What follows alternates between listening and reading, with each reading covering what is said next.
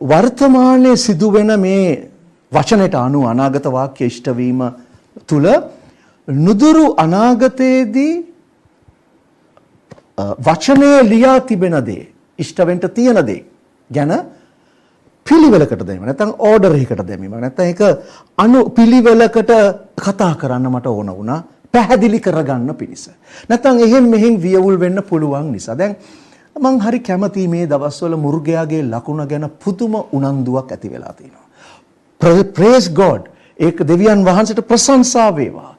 මෙච්චර කල් මුර්ගයාගේ ලකුණ ගැන කතා කරනවා තියා මුර්ගයාගේ ලකුණ ගැන ගණන් නොගෙන හිටපු කට්ටිය මුර්ගයාගේ ලකුණ ගැන දැන් කතා කරනවා. praise God. ප්‍රශංසා වේවා.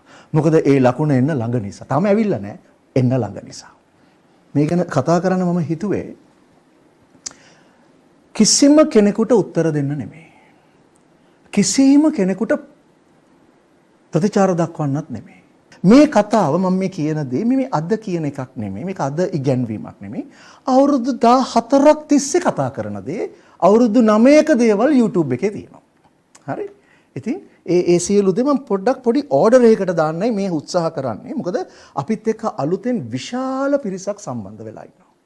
සමහරට ඒගොල්ලෝ නොදන්නව ඇති. මොකද YouTube එකේ හොයාගන්න ගියාම ටිකක් අමාරු නිසා. ඉතින් ඒක නිසා ඒ අය වෙනුවෙනුත් සමහර වෙලාවට අපිට පොඩ්ඩක් මතකය නැත්නම් අපේ තියෙන අවබෝධය පිළිවෙලකට දාගන්නත් මේ අනිත් දේවල් වලින් කන්ෆියුස් නොවෙන්න නැත්නම් වියවුල් නොවෙන පිණිසත් මම හරි කැමතියි මේක පිළිවෙලකට දාගන්න.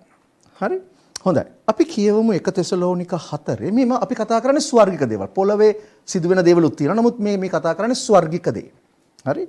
මේ කතා කරන්නේ අනාගත වාක්‍යවල ලියා තිබෙන දේ. 1 තෙසලෝනික 4 අපි කියවමු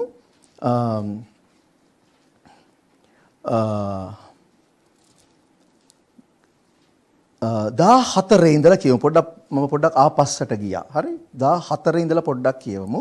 14 පොඩ්ඩක් කියවලා නවත්තන්න. 1 තෙසලෝනික 4 14. හරි? මක්නිසාද යේසුස් වහන්සේ මැරී නැවත නැගිටුණු සේකයි අපි අදහමුණා.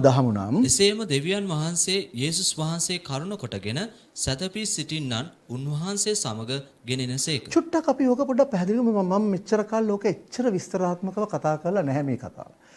දැන් මම විශ්වාස කරනවා මේක අහන ගොඩක් අය යේසුස් වහන්සේ මැරී නැවත නැගිටුණා කියලා විශ්වාස කරනවා කියලා. ඒක අදහනවා කියලා.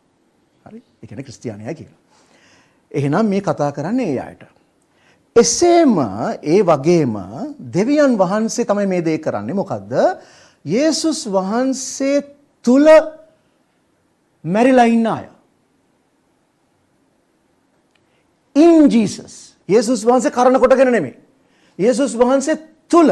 ඒ කියන්නේ උන්වහන්සේ විශ්වාස කරගෙන වචනයට අනුව ජීවත් වෙලා හිටපු අය මැරිච්ච අය. ජීවත් වෙන කාලේ වචනට අනුව ජීවත් වුණා මිය ගියා. දැන් ඒගොල්ලන්ව මොකද වෙන්නේ කියලා දන්නවද? පැහැදිලි වෙන්නේ. සැතපී සිටින්නන් මොකද දන්නවද කරන්නේ? උන්වහන්සේ සමග ගේනවා කියලා තියෙනවා. God will bring with him. ඒ කියන්නේ කා එක්කද? යේසුස් වහන්සේ එන වෙලාවේ මැරිච්ච අයව ගේනවලු. ඉතින් මැරිච්ච අයව ගේන්න නම් මැරිච්ච අය දැන් ඉන්න ඕනේ කොහෙද? යේසුස් වහන්සේ එක්කනේ. නැත්තම් ගේන්න බෑනේ. හලෝ. මම පොඩි අප්සෙට් එකක් කිව්වද මොනවා හරි? හා? මම පොඩි අප්සෙට් එකක් කිව්වද? නෑ නේද? මැරිච්ච අයගේ ශරීර අපි දන්නවා පොළවට පස් වෙනවා කියලා. ඒ අයගේ ආත්මය ප්‍රාණයට මොකද වෙන්නේ? මෙහෙන් ඇබ්සන්ට් වෙච්ච ගමන් එහෙන් ප්‍රසන්ට් වෙනවා. ඔය දැන් ඇබ්සන්ට් ප්‍රසන්ට් ඉස්කෝලේ මතකද? ඉස්කෝලේ යන කාලේ ඇබ්සන්ට් ප්‍රසන්ට් ඇබ්සන්ට් ඒ බයිබලේ මෙහෙ ඇබ්සන්ට් වෙච්ච ගමන් එහෙ ප්‍රසන්ට් වෙනවා. කොහෙද? යේසුස් වහන්සේගේ අභිමුඛයේ. අන්න එතකොට මොකද වෙන්නේ? යේසුස් වහන්සේ තුල මැරිච්චයි මම කතා කරන්නේ. වෙන අය ගැන නෙමෙයි. යේසුස් වහන්සේ තුල. in Jesus. හරි? එතකොට ඒ අය මොකද වෙන්නේ? යේසුස් වහන්සේ එන වෙලාවේ ඒ අයව රැගෙන එනවා කියලා තියෙනවා. හරිද? ඒකනේ තියෙන්නේ මේකේ. උන්වහන්සේ සමග ගෙනනවා. bring with him. හරිද? පැහැදිලිනේ? එතකොට උන්වහන්සේත් එක්ක රැගෙනවා. ඒක එන්නේ මොනවද? ආත්ම තමයි එන්නේ. එතකොට ඉතුරු ටික කියවන්න. මොකද වෙන්නේ කියලා. 15 වෙනි පදය. මක්නිසාද ස්වාමින් වහන්සේගේ ඊම දක්වා ජීවත්ව ඉතුරු වෙන අපි සැතපුණු තැනැත්තන්ට කිසිසේත් ඉස්සර නොවන්නෙමු යයි ස්වාමින් වහන්සේගේ වචනයෙන් අපි නුඹලාට කියමු. මක්නිසාද ස්වාමින් වහන්සේම මහත් ශබ්දයක්ද උත්තම දේවදූතයෙකුගේ හඬද දෙවියන් වහන්සේගේ හොරණෑ නාදයේද ඇතුව ස්වර්ගයෙන් බස්නාසේක. ක්‍රිස්තුස් වහන්සේ තුල මලා වූ අය පළමු කොට නැගිටින්නෝය. දැක්කද? දැන් මොකද වෙන්නේ? ක්‍රිස්තුස් වහන්සේ තුල මලා වූ අය ඉස්සල්ලා නැගිටිනවා කියලා කියනවා. දැන් පොඩි ප්‍රශ්නයක් එනවා. ඉස්සල්ලා අපි කිව්වා මොකද්ද? යේසුස් වහන්සේ එනකොට ඒ අයව ගේනවා කිව්වා. ගේන්නේ මොනවාද? ඒ අයගේ ආත්ම. හරිද?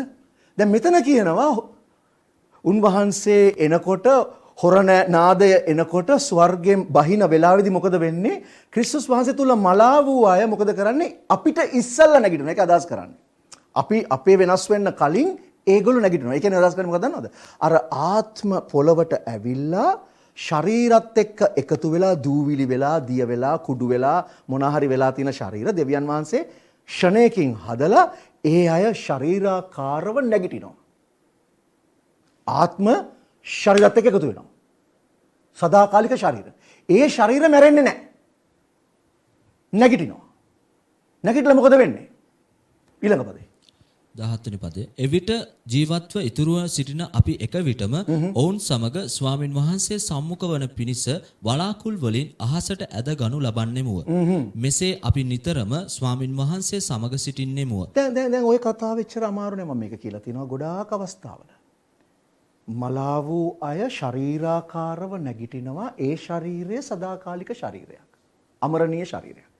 ඒ ශරීරයත් එක්ක නැගිටලා ඒගොල්ලෝ අහසට යන ගමන් ජීවත්ව ඉතුරුව ඉන්න අපිත් ක්ෂණයකින් වෙනස් කරනු ලැබ මොකද කරන්නේ? සදාකාලික ශරීරයක් ඇතුව ඒ අයත් එක්ක අහසට ඇද ගනු ලබනවා. වලාකුල් වලින් එහාට.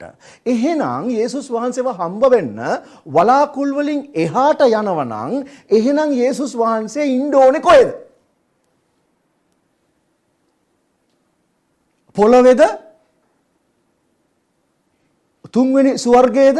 සිංහාසනයේද? නෑ මෙතනින් බැස්සා කියලා දිනවනේ. හිටපු තැනින් බැස්සා කියලා දිවවනේ ඊට ඉස්සලා පදේ. එහෙනම් බැස්සා නම් එතන ඉන්න බෑනේ. බැස්සා හැබැයි පොළොවට එන්නේ නෑ. මධ්‍ය ආකාශයේ. හැබැයි වලාකුල් වලින් එහා. එතකොට ඇදගත්තාම මොකද වෙන්නේ? මෙසේ අපි උන්වහන්සේ සමග උන්වහන්සේත් එක්ක ඒ කියන්නේ උන්වහන්සේව සම්මුඛ වන පිණිසනේ ඇදලා ගන්නේ. ඉතින් උන්වහන්සේව හම්බ වෙනවා කියන්නේ උන්වහන්සේ එතනනේ ඉන්නේ. ඇදලා ගන්නවා. මේක වෙන්නේ හොර රහස. ඒ කියන්නේ මොකද නේද? කවුරුත් දැනගන්න යන්නේ නැහැ. කිසි කෙනෙකුට ලෝකෙ පේන්න යන්නේ නැහැ. මේක හිටපු ගමන් මිනිස්සු අතුරුදහන් වෙනවා. මැරිච්ච අයගේ ශරීර අතුරුදහන් වෙන්න යනවා. ඒකයි මේ සිදු වෙන්නේ. මේ සිදුවීම තමයි අපි රැප්චර් කියලා කියන්නේ. ඔසව ගැනීම කියලා කියන්නේ. දැන් මේක ස්වර්ගික දෙයක්. මේක දෙවියන් වහන්සේ කරන දෙයක්. දැන් මම හිතනවා ඔයගලන්ට ඒ ටික පැහැදිලිනේ නේද? ඒ ටික තේරෙනවනේ මොකද්ද වුනේ කියලා. හරි. එතන ඉඳලා ඊළඟ පදේ කියනවා. ඉන්නිසා මේ වචන වලින් එකිනෙකා සනසා ගනිලා. මේක ලියලා තියන්නේ ඇයි දන්නවද? අපිට පීඩාව ප්‍රශ්න ගැටලු එනකොට මොකද අපි හිතන්නේ? නෑ මේ ජීවිතේ වැඩක් නෑ. මේ ජීවිතේට නෙමෙයි අපි ජීවත් වෙන්නේ. මොකද? උන්වහන්සේත් එක්ක සදාකාලිකව ජීවත් වෙන අන්න ඒ බලාපොරොත්තුවට තමයි අපි ජීවත් වෙන්නේ. ඒ නිසා කියනවා එකිනෙකාට මේ ගැන කතා කරන්න නිතර. නිතර මේ වචන වලින් ඒකද මම නිතර මේ කියන්නේ. සමහර අයට මේක කිනුට රිදෙනවානේ. ඉතින් මම මොනා කරන්නද? මේකේ තියෙන සනසා ගන්න කියලා. මේ වචන එකිනෙකාට කියලා සනසා ගන්න කියලා තියෙනවා. බයිබලයේනේ තියෙන්නේ ඒක සනසා ගන්න කියලා. ඉතින් රිදුනහම මට මොනා කරන්නද? ඉතින් මම කියනවා. සනසා ගන්න. මේ වචන වලින් එකිනෙකා සනසා ගන්න. ඔයා දන්නවද වැඩක්? පොළව බදාගෙන ඉන්න අයට මේක රිදෙනවා. ස්වර්ගෙ දිහා බලන් ඉන්න අයට මේක සනසීමක් වෙනවා. ඉතින් ඒක තමයි බෙදීම. ඔයාගේ බලාපොරොත්තුව තියෙන්නේ ස්වර්ගික කාරණාවල නම්, ඔයාගේ ඇස් දෙක තියෙන්නේ ස්වර්ගයේ දෙස නම්, සේපන් කිව්වා වගේ. විකලා වගේ. එහෙමනම් මේ වචන ඔයාට ලොකු සැනසීමක්. හරිද? හරිද? හැබැයි මේ පොළොව බදාගෙන ඉන්නකොට දාලා යන්නේ කොහොමද? නේද? අර සින්දු තියෙන දාලා ගියා කියලාද කාලේ නේද? ඒ වගේ දාලා යන්න බැරි ගොඩාක් දේවල් තියෙන මිනිසුන්ට ඉතින් මේක මට කරන්න දෙයක් නැහැ. ඊළඟ පදේ කියවන්න. නමුත් සහෝදරයනි ඔව්. කාලවල්ද ප්‍රස්තාවන්ද ගැන නුඹලාට යමක් ලියන්ට ඕමනා නැත. කාලවල් ගැන ප්‍රස්තාවල් ගැන උඹලාට කියන්න අවශ්‍ය නැහැ. ඇයි දන්නවද? කාලවල් ප්‍රස්තාවල් අපිට අයිති නැහැ. කාලවල් ප්‍රස්තාවල් කියන්නේ කාලය අපිට වැදගත්. දිනය, පැය කිසි කෙනෙක් දන්නේ නැහැ. කිසි කෙනෙක් දන්නේ නැහැ. ඒක දන්නේ දෙවියන් වහන්සේ විතරයි. පියාණන් වහන්සේ විතරමයි. නමුත් කාලවල් ප්‍රස්තාවල් ගැන නුඹලාට ලියන්න මං උවමනා නැහැ. ඇයි ඒ? ඊළඟ පදේ. මක්නිසාද රාත්‍රියේ සොරකු එන්නක් මෙන් ස්වාමින් වහන්සේගේ දවස පැමිණෙන බව නුඹලාම හොඳ හැටි දන්නෙහු. දැන් මේ දවස, ඒ කියන්නේ දැන් මේ කතා කරන්නේ මොකක් ගැනද? රැප්චර් එක ගැන, ඔසවා ගැනීම ගැන. අන්න ඒ දවස එන්නේ කොහොමද? හරියට රෑ හොරෙක් එනවා වගේ. කිසි කෙනෙක් දන්නේ නැහැ. යේසුස් වහන්සේම කියනවා මං එනවා හොරෙක් වගේ කියලා. යේසුස් වහන්සේම කියනවා. හරි. එළිතර පොතේ. මං එනවා හොරෙක් වගේ කියලා කියනවා. උන්වහන්සේම හොරෙක් වගේ ඇවිල්ලා මොකද නේද කරන්නේ? උන්වහන්සේට අයිති කට්ටියව අයින් කරගන්නවා. පොළවේ ඉන්න කිසි කෙනෙක් දැනගන්න යන්නේ නැහැ. ෂණයකින් ඇසිපිල්ලම් ගහන වේගයෙන් උන්වහන්සේ අයින් කරගන්න යනවා. එතකොට රාත්‍රිය හොරෙක් එනවා වගේ තමයි එන්නේ. හැබැයි කාලවල් ප්‍රස්තාවල් ගැන මේ කතා කරන්නේ නේද? පොඩ්ඩක් බලන්න කියවන්න ඊළඟ පදේ. තුන්වෙනි පදය සමාදානය අනතුරක් නැත කියා කියන විට ගර්භණියට විලිරුජා පැමිණෙන්නක් මෙන් හදිස්සියෙන් ඔවුන් පිටට විනාශය පැමිණේ. ඔව්හුද? ඔව්හුද කිසිසේත් නොගැලවෙන්න ඕය. නොගැලවෙන්න ඕය. දැන් ඔව්හු කියලා කිව්වේ කාටද? ඔව්හු කියලා කිව්වේ සමාදානයය අනතුරක් නැත. අන්න එහෙම කියන අයට. දැන් යුද්ධයක් තිබුණානේ. හරිද ගොඩක්. දැන් ඒක තියෙනවා. ඒක එහෙම ඒක වෙන සබ්ජෙක්ට් එකක්. දැන් ආවනේ මොකද්ද? සටන් විරාමයක්. ආව ගමන්. හරි සමය අනතුරක් නැත. මේ බොරුකාරයෝ ටිකක් කිව්වා එසිකල් 38ක් වෙන්න යනවා කියලා බොරු. සාමය සමාදානය අනතුරක් නැත කියා කියනකොට මොකද වෙන්නේ? ගර්භණියට විලිරුජාවක් එනවා වගේ. ඕගොල්ලෝ දන්නේ නැත්නම් කයෙන් හරි අහන්න. හම්බෙච්ච කෙනෙක් ගැන අහගන්න. කාගෙන් හරි අහගන්න කොහොමද පේන්නේ කෙන්නේ කියලා. හදිස්සිය තමයි ඔවුන් පිටට විනාශය එන්නේ. හදිස්සිය එන්නේ. විනාශය. හැබැයි බයිබලයේ කියනවා අර සමාදානය අනතුරක් නැත. Peace and security. Peace and safety. ඔගොල්ලෝ බලන්න ලෝක නායකයෝ කතා කරනකොට නිතර කතා කරන වචනයක්. Peace and security. Peace and security.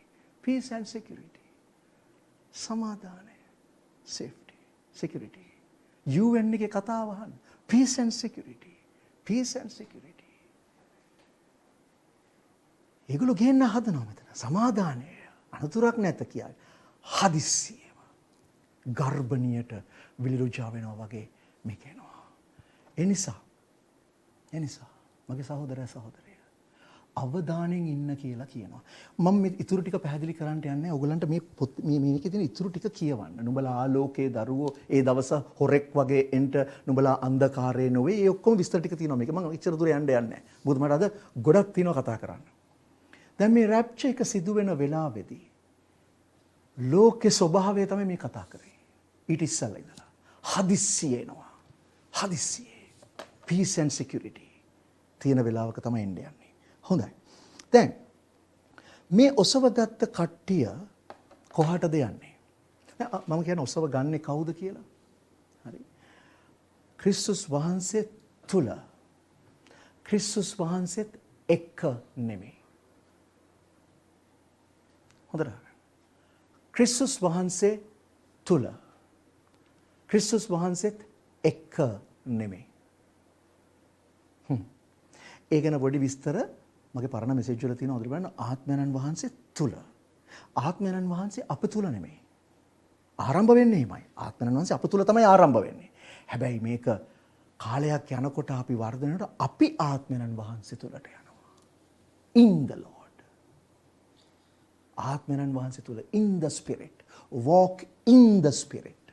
Not with the spirit.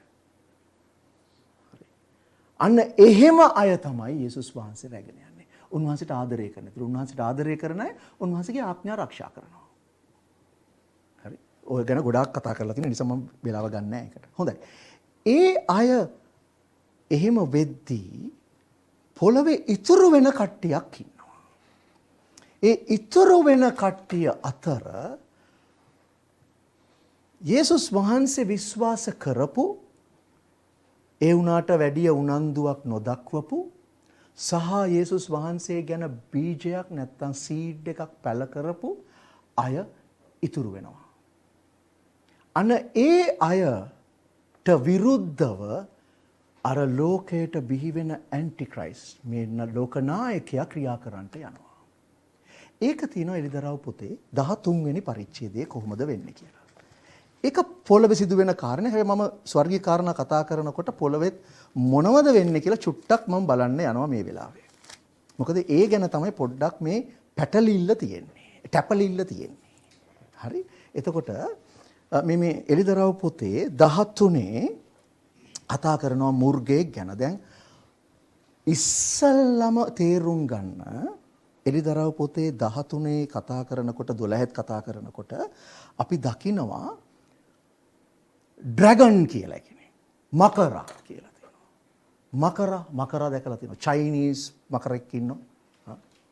A China වල ගොඩක් පාවිච්චි කරනවා මකරා. මේක චයිනීස් කියලා කියනවා. චයිනීස් නෙමෙයි යා වරදලා තේරුම් ගන්න එපා. මේ මම පෙන්නුවා අපිට ලේසියෙන් වටහා ගන්න පුළුවන් නිසා. මකරා. එතකොට මකරා ඉන්නවා මුර්ගයා ඉන්නවා. මකරා කියන්නේ මුර්ගයා නෙමෙයි. මුර්ගයා කියලා කියන්නේ මිනිස්යන්ට. මකරා කියන්නේ යක්ෂයාට.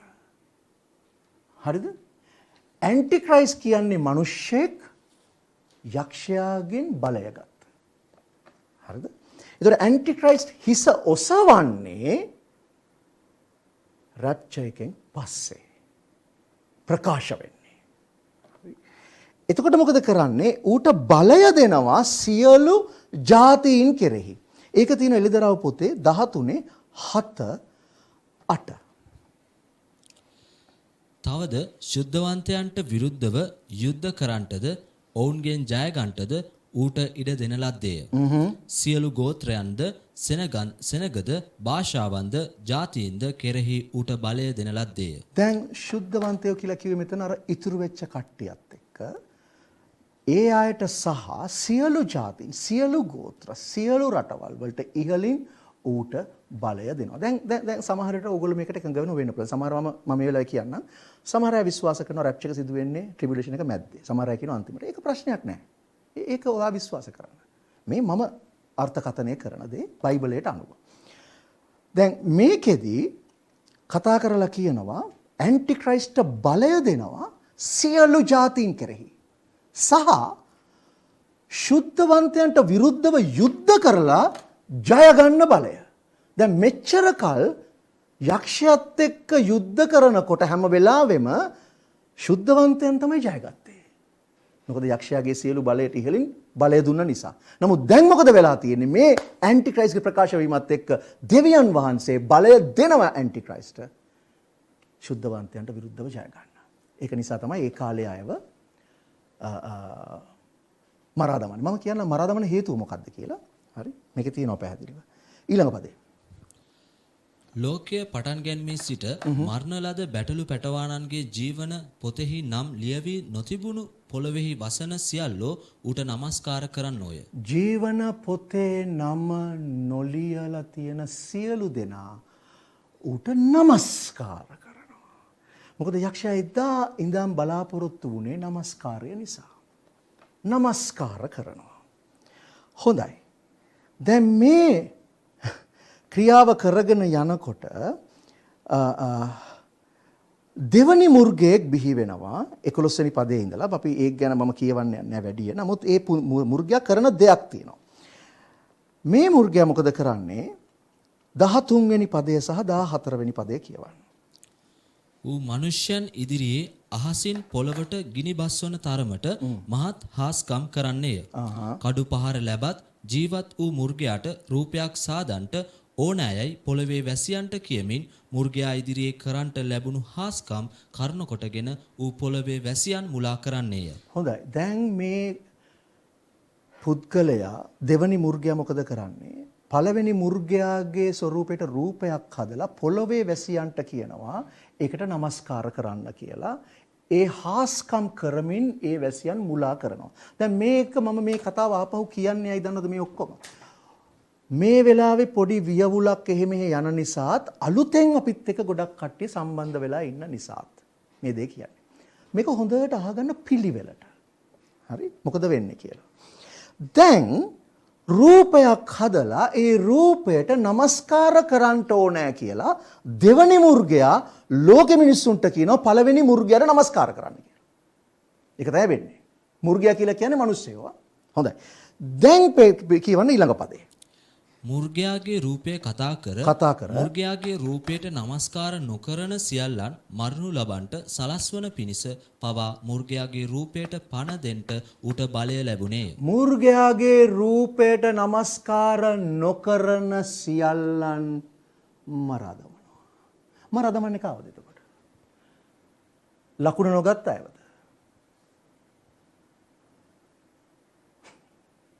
මරා දමන්නේ নমස්කාර නොකරන අයව.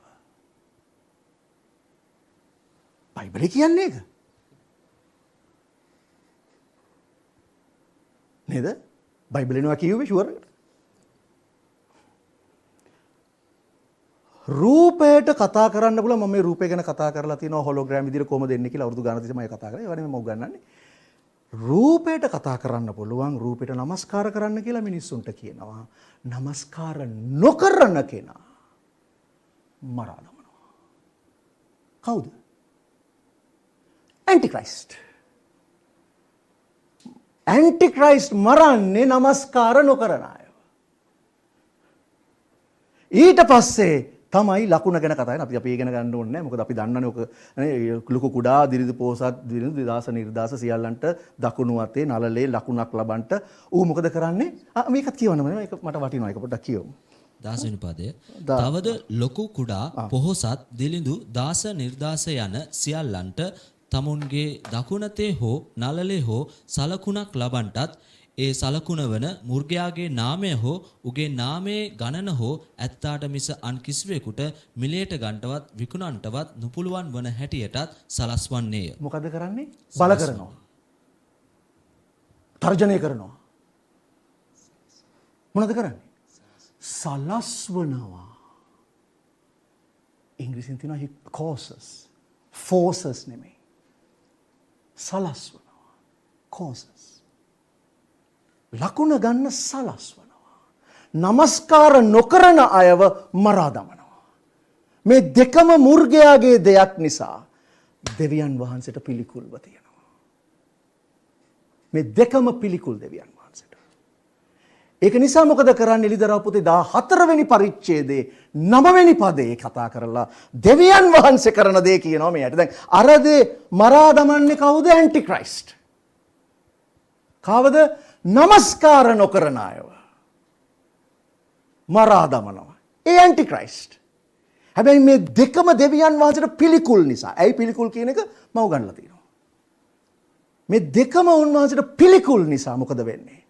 දෙවියන් වහන්සේ යමක් කරනවා ඒ අයට. අන්න ඒක තියෙනවා 14:9.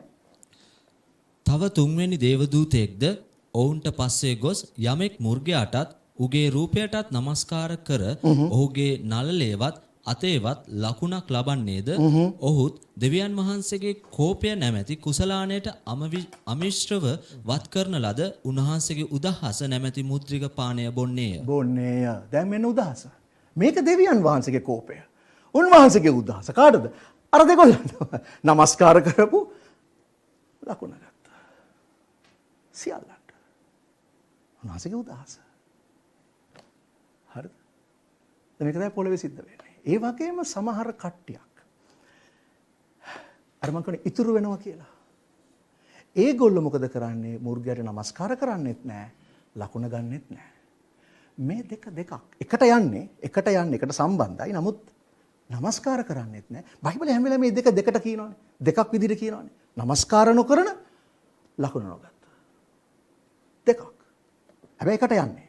එකට සිදු වෙන්නේ. දැන් යන්නේ එළිදරව් පොතේ 20 වෙනි පරිච්ඡේදයට. ඒ ඉතුරු වෙනාට මොකද වෙන්නේ කියලා බලන්න. එළිදරව් පොතේ 24. මම හිතනවා ඔයගලන්ට පැටලෙනවා නම් මේක ආපහු රිවයින් කර කර බලන්න කියලා මම ඇඩ්වයිස් කරනවා. මම පිළිවෙල මට ඉක්මනට යන්න ඕන නිසා මම ඉක්මනට උගන්නගෙන යනවා. හරි. තවද සිංහාසන දුටිමි.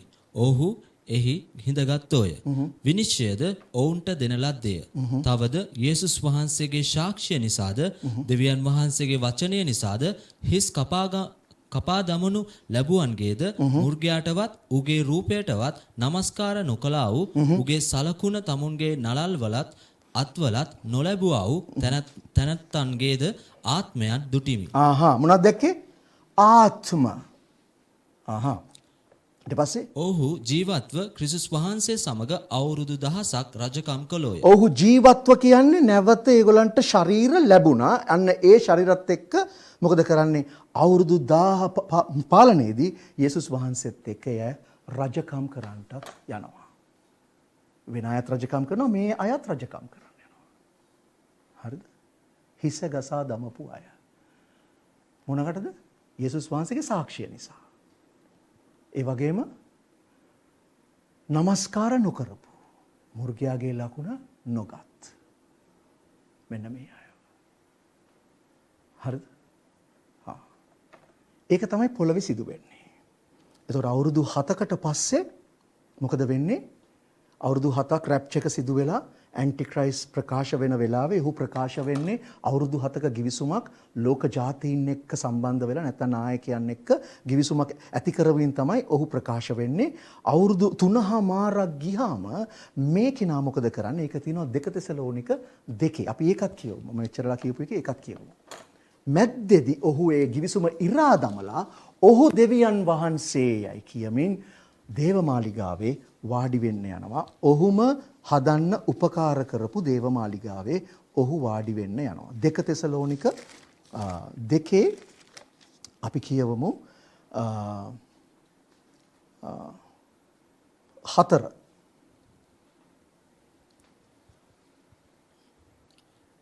ඔහු දෙවියන් වහන්සේයයි කියනු ලබන්නා වූ නොහොත් නමස්කාර කරනු ලබන්නා වූ සියල්ලන්ට විරුද්ධව සිට ඒ සියල්ලන්ට වඩා තමාම උසස් කරගෙන දේවමාලිගාවේ වාඩි වී හිඳ තමා දෙවිව සිටින්නේ යයි පෙන්වන්නේය. අන්න දැක්කද? දැන් ඒ තමයි ඇන්ටික්‍රයිස් කරන්නේ අවුරුදු 3මාරේදී ඉවර වෙනකොට. ඊට පස්සේ තමයි ගොඩක් දේවල් සිදු වෙන්න යන්නේ. දැන් අවුරුදු 1000 වෙන්න ඉස්සල්ලා, ඒක ආරම්භ කරන්න ඉස්සල්ලා යේසුස් වහන්සේ මේ පොළවට එනවා. උන්වහන්සේගේ ඊමේදී මොකද කරන්නේ? මේ ඇන්ටික්‍රයිස්ට්වයි මේ සියලු දෙනාව විනාශ කරනවා. ඒක තියෙනවා 8 වෙනි පදේ. ඒකේ මැද්දේ තියෙන්නේ එවිට නොපනත්කම් කරන්නා එළිදරව් වන්නේය. ස්වාමී වූ යේසුස් වහන්සේ තමන්ගේ මුඛයේ හුස්මෙන් ඔහු නසා තමන් වහන්සේගේ ඊමේ ප්‍රකාශ වීමෙන් නාස්ති කරනසේ. යේසුස් වහන්සේ එන වෙලාවේ ඒ කෙනාව සම්පූර්ණයෙන් මරා දමලා විනාශ කරනවා කියලා තියෙනවා. ඒ ගැන විස්තරේ තියෙන ලිදරව් පොතේ විස්තරාත්මකව තියෙනවා. මම එච්චර එහාට යන්න මට වෙලාව නැහැ. මොකද තව දේවල් ටිකක් කියන්න තියෙන නිසා. දැන් වෙන්නේ මෙන්න මේකයි. යේසුස් වහන්සේ ශාරීරිකව එන වෙලාවේ අවුරුදු 7 අවසානයේදී මේ පොළවට ඇන්ටික්‍රයිස්ගේ පාලනය තියෙනවා. මුර්ගයා ඉන්නවා. මේ ලෝකේ සම්පූර්ණ එහෙම් පිටින්ම මහා ජරාවකට වෙලා තියෙනවා. විනාශයක් වෙලා තියෙනවා. මොකද කරන්නේ දෙවිය යේසුස් වහන්සේ? උන්වහන්සේ අපි පොඩ්ඩක් කියමු. කවන්න මම හිතන්නේ කියවන්න එක හොඳයි කියලා. නැස කියන මට කියවන්න කියලා.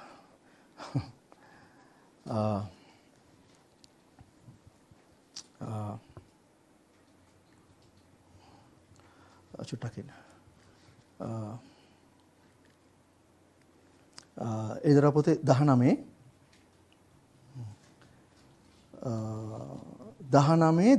20 ඒ පද තුන කියවන්න. ඒකේ තියෙනවා විස්තර. එදිර පොතේ 19 20 21. මේ යේසුස් වහන්සේගේ ඊමේදී උන්වහන්සේ එන වෙලාවේ සුදු අස්ස අපිට. අශ්වයා පිට වැඩහුන් තැනන් වහන්සේටත් උන්වහන්සේගේ සේනාවටත් විරුද්ධව යුද්ධ කිරීමට මුර්ගයාද පොළවේ රජවරුන්ද ඔවුන්ගේ සේනාවන්ද රැස්ව සිටිනවා දුටිමි. මේ අවුරුදු 7ට පස්සේ මෙගිඩෝ වල තමයි රැස් වෙලා ඉන්නේ. හමගෙඩොන් කියලා කියන්නේ. මෙගිඩෝ මිටියවත. රයිට්. ඕකේ.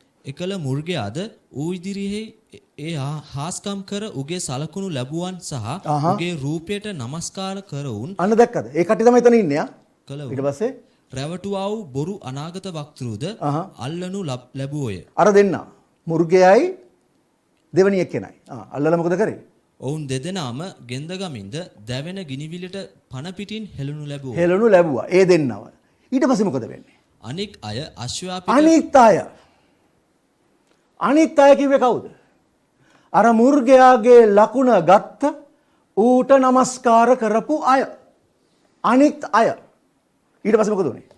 අනික් අය අශ්වයා පිට වැඩහුන් තැනන් වහන්සේගේ කඩුවෙන් එනම් උන්වහන්සේගේ මුඛයෙන් නික්මනු කඩුවෙන් මරණු ලැබුවෝය. ඔවුන්ගේ මාංශ වලින් සියලු පක්ෂියෝ තෘප්තියට පැමිණුණෝය. දැක්කද? අනිත් අය. ලකුණ ගත්ත සියලු දෙනා. අනිත් අය මරා දැම්මා. එතකොට මුර්ගයාගේ ලකුණ ගත්ත নমස්කාර කරපු කිසි කෙනෙක් අවුරුදු 7න් එහාට ජීවත් වෙන්නේ නැහැ. හැබැයි මුර්ගයාගේ ලකුණ නොගත්ත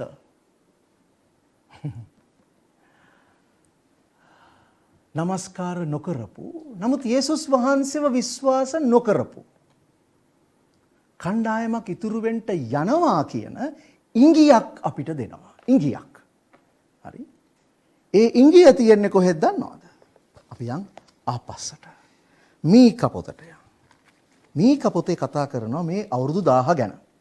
අවුරුදු 1000 පාලන කාලය ගැන මීකා 4 වෙනි පරිච්ඡේදය කතා කරනවා. හරි. ඒක පොඩ අපි පළවෙනි පදය කියමු වෙලාව ඉතුරු කරගන්න ඕන නිසා පළවෙනි පදයයි දෙවෙනි පදයයි කියලා අපි පොඩ්ඩක් ස්කිප් කරමු. අනිත් ටික කියවන්න පස්සේ මම වෙලාව ඉතුරු කරගන්නයි කරන්නේ. 1යි 2යි ඉස්සලා කියවන්නකෝ. නමුත් මතු දවස්වලදී ස්වාමින් වහන්සේගේ ගෘහයේ පිහිටි කඳුවල මුදුනේ පිහිටවනු ලබන්නේය. හෙල්වලට වඩා උස්වන්නේය. ජනයෝ ඒක කරා ගලාගෙන එන්නෝය. බොහෝ ජාතීන්ද ගොස් කතා කොට වරෙල්ලා ස්වාමින් වහන්සේගේ කන්දටත් යාකෝබ්ගේ දෙවියන් වහන්සේගේ ගෘහයටත් යමු. උන්වහන්සේ Tamanගේ මාර්ග ගැන අපට උගන්වනවා ඇත. අපිද උන්වහන්සේගේ මාවත්වල යන්නෙමු යයි කියනවා ඇත. මක් නිසාද ශික්ෂාව සියෝන් කෙරෙහිද ස්වාමින් වහන්සේගේ වචනය යෙරුසලම කෙරෙහිද නිකුත් වන්නේ. යෙරුසලමෙන්ද නිකුත් වන්නේ. යෙරුසලමෙන් තමයි සියෝනෙන් තමයි මේ දේවල් සිදු වෙන්නේ. හරි. දැන් කියවන්න සමාවෙන්න. 4:5. තවද ඔහු කිසිවෙකුගෙන් බයක් නොලැබ එකිනෙකා තම තමාගේ මිදිවැල යටද අත්තික්කා ගස යටද වාසය කරනවා ඇත. නිසාද සේනාවල ස්වාමින් වහන්සේගේ මුඛය එය වදාළේය. ඊළඟ පද. එසේය සියලු ජනයෝ හොඳට අහගන්න. තම තමුන්ගේ දෙවිවරුන්ගේ නාමයෙන් හැසිරෙන්නෝය. චුට්ටක් ඉන්න. සියලු ජනයෝ මොකද කරන්නේ? තමුන්ගේ දෙවිවරුන්ගේ නාමයෙන් තමයි යන්නේ. අපිද අපේ දෙවිවෝ ස්වාමින් වහන්සේගේ නාමයෙන් සදාකාලටම හැසිරෙනවා. ඒ කියන්නේ වෙන අන්‍ය ආගම් වල අයත් ඉන්නවා. හැබැයි එක දෙයක් තියෙනවා. සැකරියා පොතේ තියෙනවා මොකද්ද වෙන්නේ කියලා. සැකරියා පොතේ 14 වෙනි පරිච්ඡේදය. මම ඉක්මනට යනවා. ඕගොල්ලෝ පස්සේ මේ ගැන හොයාගන්න. මොකද මේ කාලේදී මම දෙයක් කියන්නම් මේ වෙලාවේ මගේ සහෝදරයා සහෝදරියා මේ එක එක්කෙනා මම ඇතුළුවා එක එක්කෙනා උගන්නන පැත්තට හැරිලා දුවන්න යන්න එපා. ඔයා තුල ශුද්ධාත්මයන්න් වහන්සේ වාසය කරනවා. ඒ ආලේපයම ඔයාට උගන්වනවා. ඒ නිසා ඒ ආලේපය මත රැඳෙන්න හැංගීම් වලට නෙමෙයි. හරිද? දැන් සමහර අයගේ මං හිතන්නේ දෙයක් තියෙනවා මේ මම කිව්වොත් විශ්වාස කරන්න එපා. ඒක වෙන්න එපා. සමහර අයගේ කිව්වොත් තියෙනවා මං කිව්වොත් විශ්වාස කරන්න. ඒකත් වෙන්න එපා. ශුද්ධාත්මයන් වහන්සේ උගන්වන්නේ මොනවාද? කියන්නේ මොකද්ද ඔයාට? ඒක පිළිගන්න මොකද ඔයයි ශුද්ධාත්මයන් වහන්සේ අතර සම්බන්ධතාවය මේ කාලේ තදට තියෙනුනේ. මම මේක අවුරුදු 10ක් තිස්සේ කිව්වා ඔයගලන්ට. සම්බන්ධකම ඇති කරගන්න.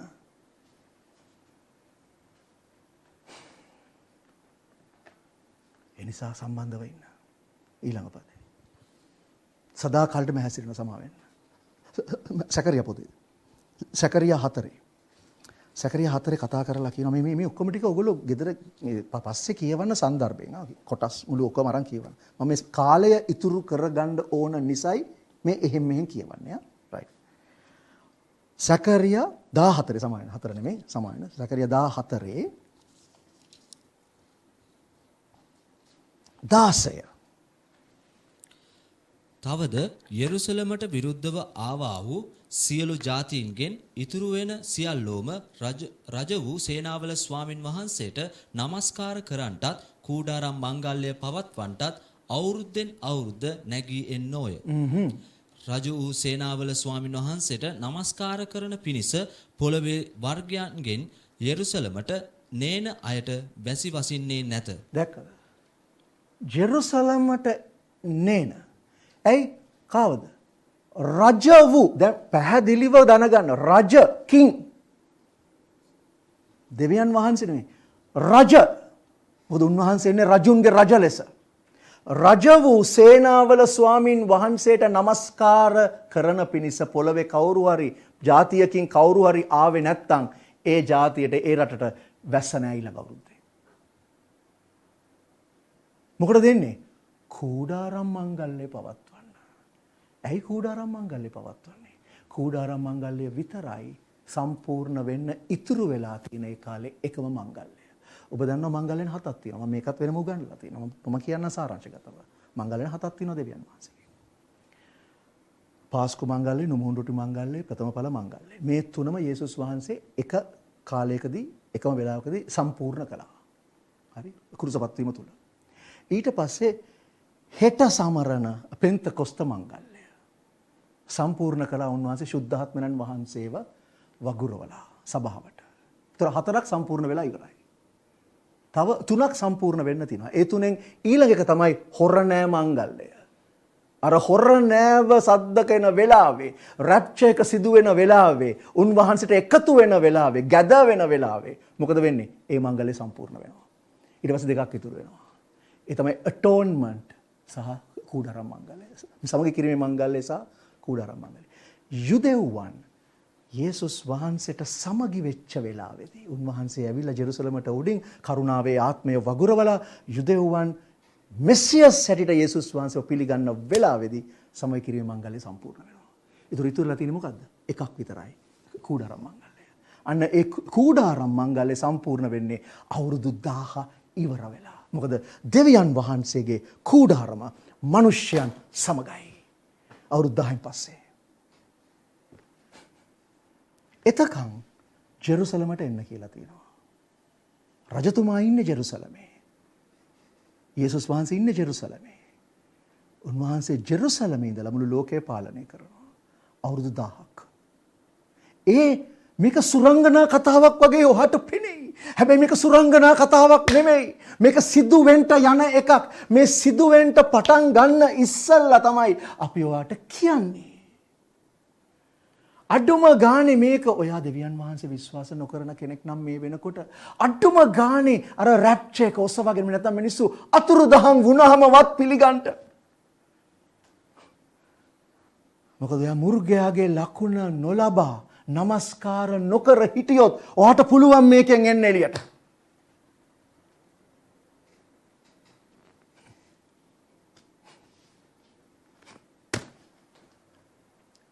අන්න ඒ ඉතුරු වෙන කට්ටියක් ඉන්නවා මුර්ගයාගේ ලකුණ නොලබා නමස්කාර නොකර.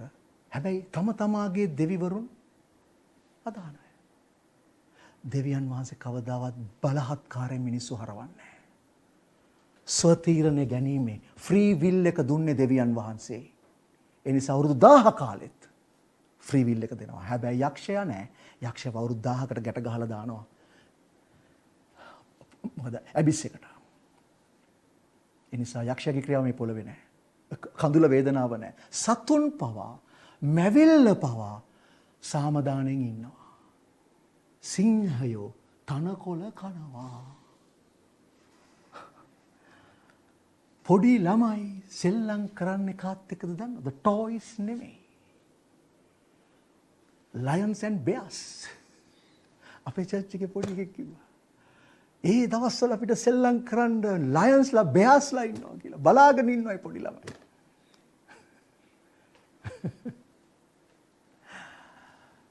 ඒක තමයි ඒදන් උයනේ තිබිය යුතුව තිබුණා වූ පාලනය. යේසුස් වහන්සේ අවුරුදු 1000ක් මේ පොළවේ ඇති කරනවා. අවුරුදු 1000ක්.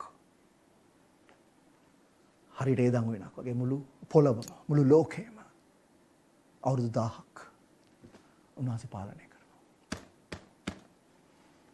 මෙන්න පිළිවෙල. ඒ නිසා මේ කලබල වෙලා එකිනෙක කෙනාගේ වට වියවුල් වෙන්න එපා. ස්වර්ගය දිහා බලාගෙන ඉන්න. මොකද උන්වහන්සේ ඉන්නේ ස්වර්ගය නිසා. නුඹලා ක්‍රිස්තුස් වහන්සේ සමග නැගිටවනු ලැබුවා නම් මේ පොළවේ කාරණාවල් නොව උන්වහන්සේ වැඩ වාසය කරන්නා වූ ස්වර්ගය දිහා බලාගෙන ඉන්න. මොකද එතනින් තමයි උන්වහන්සේ එන්නේ. දැන් මං හිතනවා පැහැදිලි කියලා. හරි. වියවුල් වෙන්න එපා. පැහැදිලිව දැනගන්න කාරණාවල්. ඔයගලන්ට ෂුවර් නැත්නම් ආපහු පොඩ්ඩක් රිවයින්ඩ් කරලා බලන්න මේක. මේක තියාගන්න. මේක පිළිගන්නේ නැත්නම් නිකන් ඉන්න ප්‍රශ්නයක් නැහැ. කිසි ප්‍රශ්න. මම කියන්නේ මං කියන ඔක්කොම මේකේ තියෙන ඔක්කොම පිළිගන්නවා කියලා. කවුරුත් පිළිගත්තේ නැහැ. අර කිව්වේ ඉස්සලා ස්ටේපන් කතා කරලා දුන්නා මුළු ඉතිහාසෙම දුන්නාම මොකද කරේ ස්ටේපන්ට? දත් මිටි කෑවා ඉස්සලා. ඊට පස්සේ කන්ද ගහගත්තා. ඊට පස්සේ ඇද්දගෙන එළියට ගිහලා ගල් ගැහුවා. ඒක වෙනවා. කරන්න දෙයක් නැහැ. හැබැයි මේ සියල්ල සිදු වෙන දවස ආසන්නයි. මේ සියල්ල සිදු වෙන දවස ආසන්නයි. ඔසවා ගැනීම සිදු වෙන දවස ආසන්නයි. එනිසා මේ පොළවේ කාරණාවල් වලට වෙහෙසිලා මේ පොළවේ කාරණාවල් අල්ලගෙන මේ පොළවේ දේවල් බදාගෙන ඒක මිස් කරගන්න එපා. එළිදරව් පොතේ 13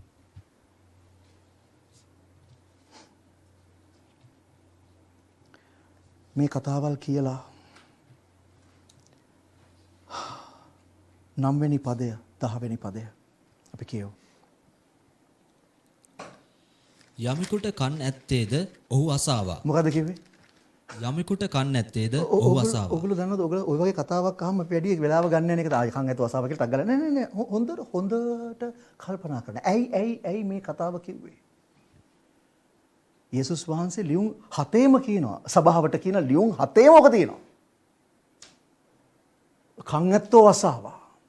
ආත්මයන්න් වහන්සේ සභාවන්ට කියන දේ කන් ඇත්තේ අසාවා කියලා තියෙනවා. මේ කතාව කියලත් මුර්ගයා ගැන කියලත් කතා කරලා කියනවා යමෙකුට කන් තියනවා නම් අහන්න. ඒ කියන්නේ අපි ඔක්කොටම කන් තියනවා තමයි. හැබැයි ඇහෙනවද? ඒකයි ප්‍රශ්නේ. ඇහෙනවා කියන්නේ මොනවද දන්නවද? ඒකව සීරියස් ගන්නවද? යමෙකුට කන් තියනවා නම් ඔහු අසාවා. අයි දන්නවද? ඊළඟ පදේ. යමෙක් වහල්කමට නියම නම් ඔහු වහල්කමට යන්නේ. හොඳට අහගන්න මේ කතාව. මේ ඩොක්ට්‍රින්. මේවා තමයි ඩොක්ට්‍රින්. යමෙක් වහල්කමට නියම නම් එයා යන්නේ වහල්කමට. ඊට පස්සේ යමෙක් කඩුවෙන් මරන්නේ නම් ඔහු කඩුවෙන් මරනු ලබන්නට ඕනේ. යමෙක් කඩුවෙන් මරන්න නියම නම් මොකද වෙන්නේ? කඩුවෙන් මැරෙන්න ඕනේ. ඊට පස්සේ මෙහි ශුද්ධවන්තයන්ගේ ඉවසීමත් ඇදහිල්ලත් ඇත්තේය. මෙහි කාගේද ඉවසීම? ශුද්ධවන්තයන්ගේ. ඉවසීමත් ඇදහිල්ලත්. මේ කාලේ ඉදිරියටත් දැනුත් ශුද්ධවන්තයන්ගේ ඉවසීමත් ඇදහිල්ලත්.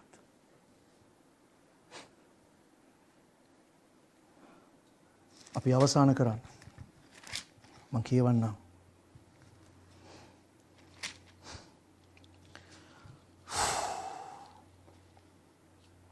විසි දෙකේ එළිදර පොතේ අන්තිම 22 11 ඉඳලා කියවන්න 17 දක්වා. අධර්මිෂ්ඨ තැනැත්තා මතුත් අධර්මිෂ්ඨකම් කරාවා. දැක්කද මේ තමයි ස්වභාවය. අධර්මිෂ්ඨ කෙනා. හරිද? දිගටම ඒක අදහස් කරන්නේ. මම ඉස්සරහට කියන්නේ දිගින් දිගටම කොච්චර කිව්වත් දිගටම කරන ධර්මිෂ්ඨකම් තමයි. හරි. ඒක තමයි මේ කියන්නේ. ඊට පස්සේ අපවිත්‍ර තැනැත්තා මතුත් අපවිත්‍ර කරනු ලබාවා. අපවිත්‍ර කෙනෙක් නම් එයා දිගටම අපවිත්‍රව ඉඳී. එයා පිරිසුදු වෙන්න කැමති නැහැ. ඊට පස්සේ මොකද වෙන්නේ? ධර්මිෂ්ඨ තැනැත්තා මතුත් ධර්මිෂ්ඨකම් කරාවා. ධර්මිෂ්ඨ කෙනා මොකද වෙන්නේ? දිගටම ධර්මිෂ්ඨකම් කරයි.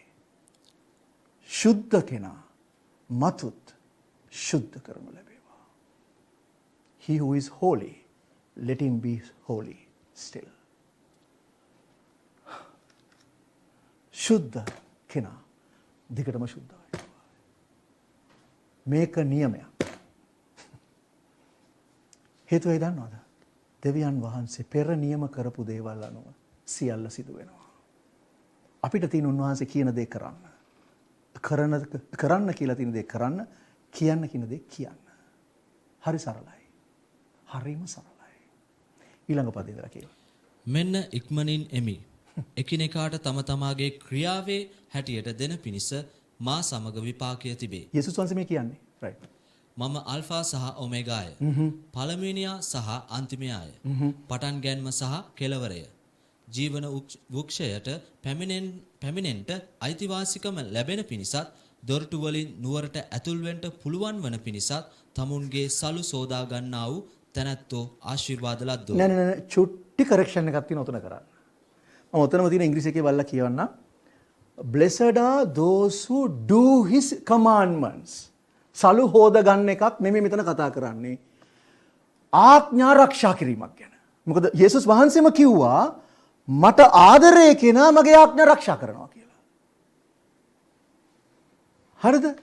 ඒ නිසා ජීවන වෘක්ෂයට එන්න නම් ඒකට අයිතිවාසිකම ලැබෙන්න නම් දොරටු වලින් නුවරට ඇතුල් වෙන්න නම් මොකද කරන්න ඕනේ? ආඥා ආරක්ෂා කරන කාගේද?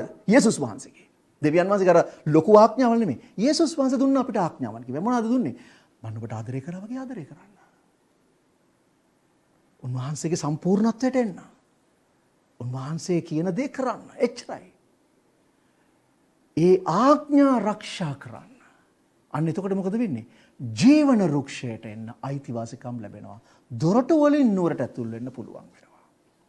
අන්න ඒ අය ආශිර්වාද ලත්. ඊළඟ පදේ. පිටත සිටින්නෝ නම් බල්ලෝද මම නෙමෙයි ඔයා නෙමෙයි හදලා කිව්වේ බයිබලේ තියෙනවානේ. පිටත සිටින්නෝ නම් බල්ලෝද මායම්කාරයෝද වෛශ්‍යාකම් කරන්නෝද මිනි මරන්නෝද රූප වඳින්නෝද බොරුවකට ප්‍රියවන්නා වූ එය කරන්නා වූ සියල්ලෝද වෙති. මෙන්න එළියේ ඉන්න අයගේ ලක්ෂණ. ඉස්සල්ලාම ඉන්නේ කවුද? පවුනේ බල්ලෝ. මේ කතා කරන්නේ කකුල් 4 බල්ලෝ ගැන නෙමෙයි. මේ කතා කරන්නේ කකුල් 2 බල්ලෝ ගැන. ඒක විස්තරාත්මකව දැනගන්න ඕනේ නම් මේ බල්ලා කවුද කියලා පිලිප්පි පොතට පොඩ්ඩක් බලන්න. මම මේක පොඩ්ඩක් ගිහිල්ලා එන්න ඕනේ නැත්නම් හරි අප්සෙට් නේ බල්ලෝ ගැන පව් හිතයිනේ නේද? පිලිප්පි 3:2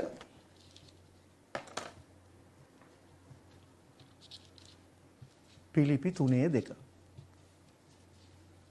බල්ලන්ගෙන් ප්‍රවේශම් වෙන්න. අර බෝඩ් ගහලා තියෙනවනේ ගෙවල් වල ගේට්ටු වල ගහලා තියෙන බල්ලන්ගෙන් යටින් ගහලා ගන්න පිලිපි 3:2 කියලා. බල්ලන්ගෙන් ප්‍රවේශම්. පිලිපි 3:2.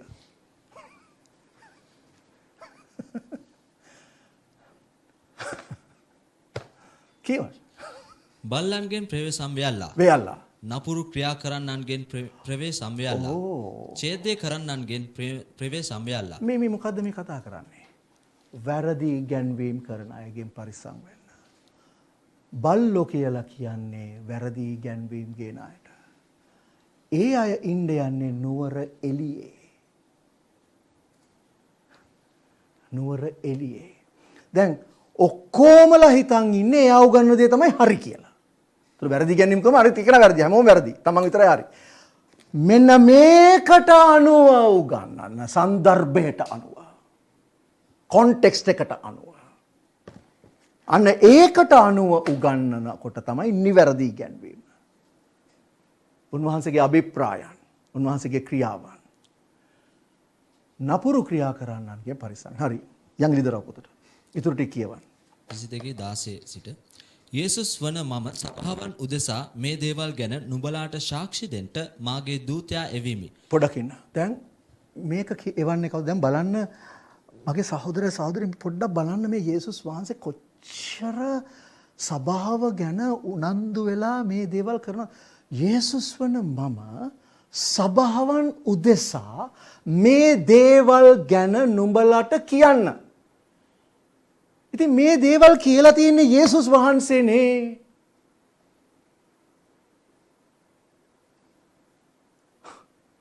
ඒකට ස්පෙෂල් දූතෙක්වත් එව්වනේ.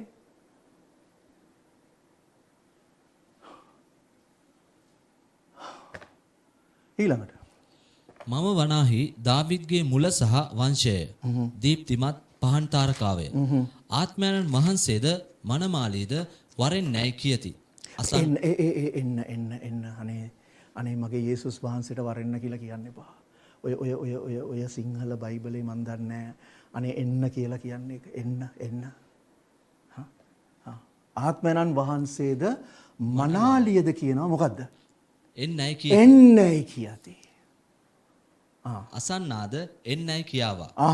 පිපාසා ඇත්තාද ඒවා. කැමැති කෙනෙක් ජීවන වතුර නොමිලේ ගනීවා. හොඳයි. ආත්මයන් වහන්සේද මනාලියද කියනවා එන්න කියලා. මොකද අපි දන්නවද ඒ ඇයි එහෙම කියන්නේ කියලා. ඊට පස්සේ යොහාන් කියනවා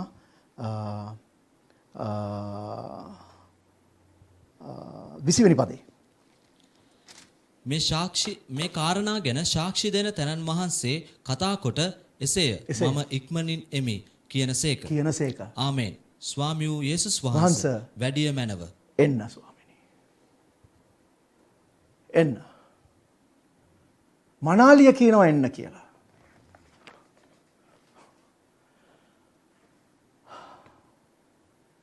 ආත්මයන් කියනවා එන්න කියලා. යොහාන් කියනවා ඉක්මනින් එන්න. ස්වාමී වූ යේසුස් වහන්සේ එන්න. යේසුස් වහන්සේ කියනවා මම ඉක්මනින් එනවා කියලා.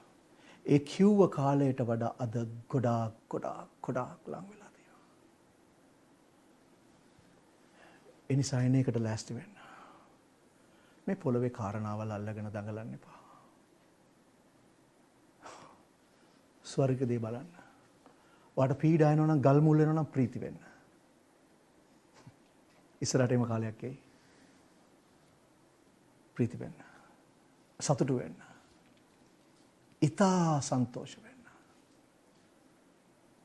මොකද නුඹගේ ස්වර්ගයේ විපාකය ඉමහත්. ඔයා කරන්නේ දෙවියන් වහන්සේ ඔයාට කරන්න කියලා කියන දේ නම්, ඔයා කියන්නේ දෙවියන් වහන්සේට කියන දේ නම් බය වෙන්න එපා. අපි ආඥා කරමු.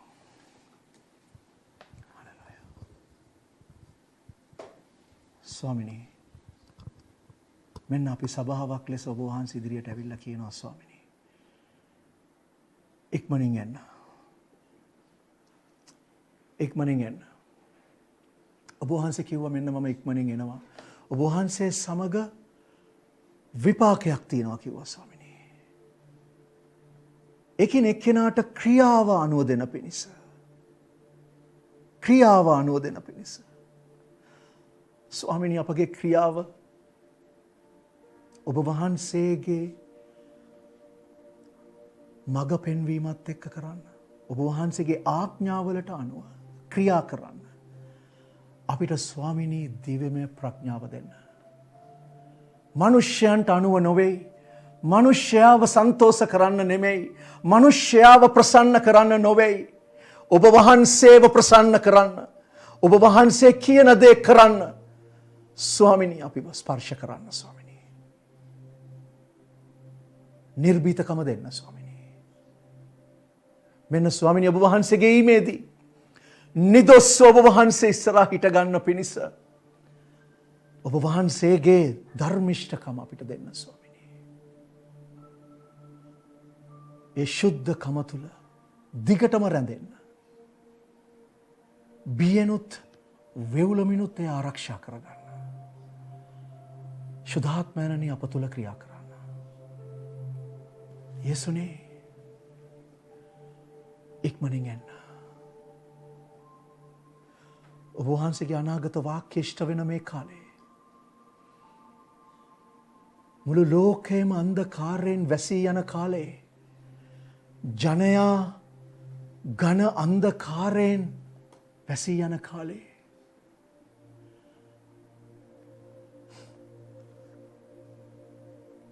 ඇදහිල්ලෙන් වැටී යෑම සීඝ්‍රයෙන් සිදුවෙන මේ කාලේ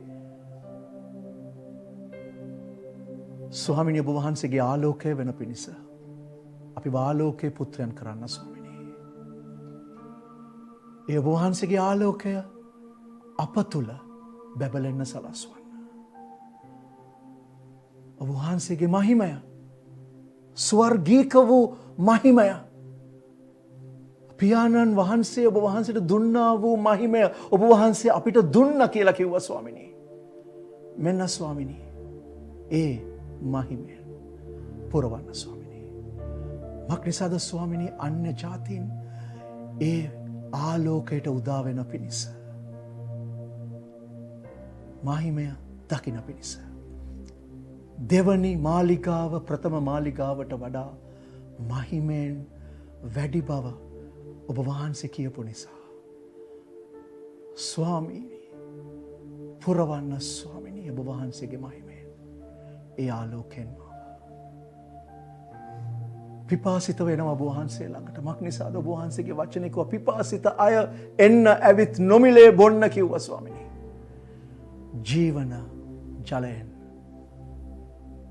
මෙන්න අපි ඔබ වහන්සේ වෙතට එනවා. පිපාසයෙන් බොන්න. ස්වාමිනී පුරවන්න අපිව. ඒ ජීවනදායක ජලයෙන් පුරවන්න.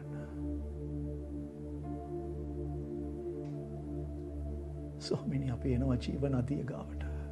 ඒ ගංගාව ළඟට අපි එනවා ස්වාමිනී. ඒ ශුද්ධාත්ම ගංගාව ළඟට අපි එනවා ස්වාමිනී. ශුද්ධාත්ම බලයෙන් පුරවන්න ස්වාමිනී. හලෙලූයා. හලෙලූයා. ස්වාමිනී මෙන්න ඔබ වහන්සේගේ සභාව. ඔබ වහන්සේ ගොඩනගන ඔබ වහන්සේගේ සභාව. ඔබ වහන්සේට නමස්කාර කරමින් ඔබ වහන්සේගෙන් ඉල්ලනවා ස්වාමිනී එන්න. ඉක්මනින් එන්න. එතකන් ස්වාමිනී ඔබ වහන්සේගේ ආත්මෙන් පූර්ණව ක්‍රියා කරන පිණිස ස්වාමිනී ආත්මයන් වහන්සේව වගුරවන්න ස්වාමිනී. වගුරවන්න ස්වාමිනී. ස්වාමිනී අප තුළින් ඔබ වහන්සේම ගෞරවය ලබන්න.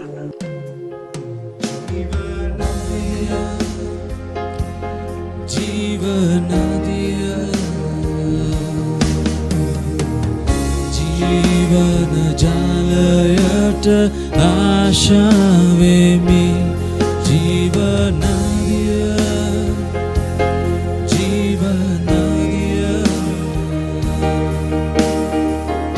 ජීවන ජලයට ආශාවෙමි ජීවනදිය ජීවනදිය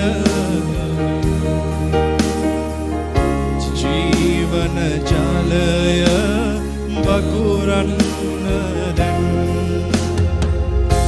විපාසයෙන් සිටින සැම මා වෙතටම ඔබ නයි කිවේ විපාසයෙන් සිටින සැම මා වෙතටම ඔබ එන්නයි කිවේ විපාසයෙන් මා දිව ආවෙමි ජීවන ජලයෙන් පුරවන්න මා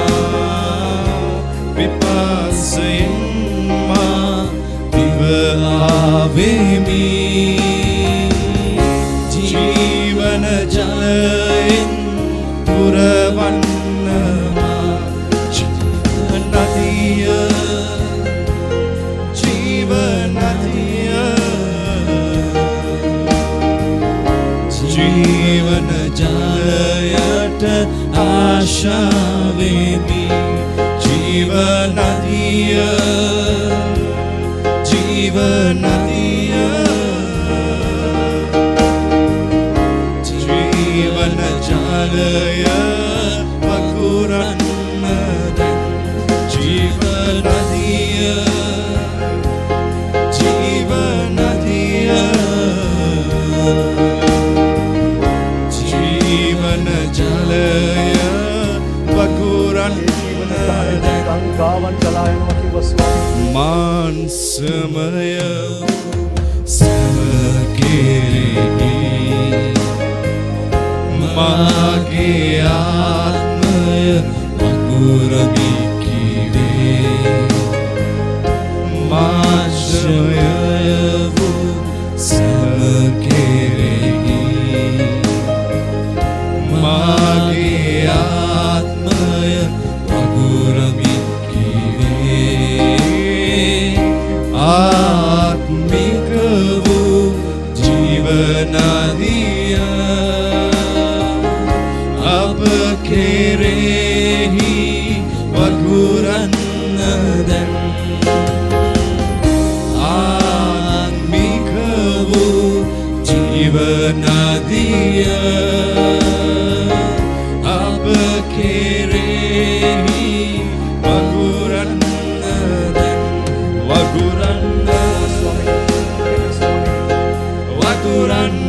වෙනවා ස්වාමීනි ඔබ වහන්සේ ජීවන ජලය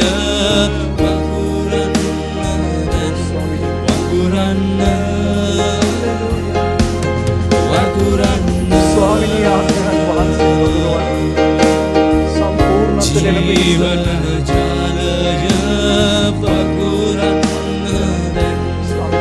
ස්ථානවල ඒ ස්ථානවල වගුරවන්න ඔබ වහන්සේ ස්පර්ශ කරන්න ස්වාමීනි මේ සියලු දෙනා ඔබ වහන්සේගේ ස්පර්ශය නිදහස් කරමින් පුරවන්න ස්වාමීනි මක්නිසාද ස්වාමීනි ඔබ වහන්සේගේ ස්වරූපයට ඒ උස මහත ප්‍රමාණයට වර්ධනය වන පිණිස ස්වාමීනි වගුරවන්න ස්වාමීනි ආත්මයන් වහන්සේගේ බලය ස්වාමීනි අන්ධකාරයේ ආලෝකයක් වන පිණිස ස්වාමීනි ඔබ වහන්සේගේ බලය නිදහස් කරන්න ස්වාමීනි හලෙලූයා ස්වර්ගික වූ ඒ ආත්මික වූ ජීවනදායක ජලය ස්වාමීනි මේ එකිනෙකාගේ ජීවිතවල ගලා යන්න සලස්වන්න ස්වාමීනි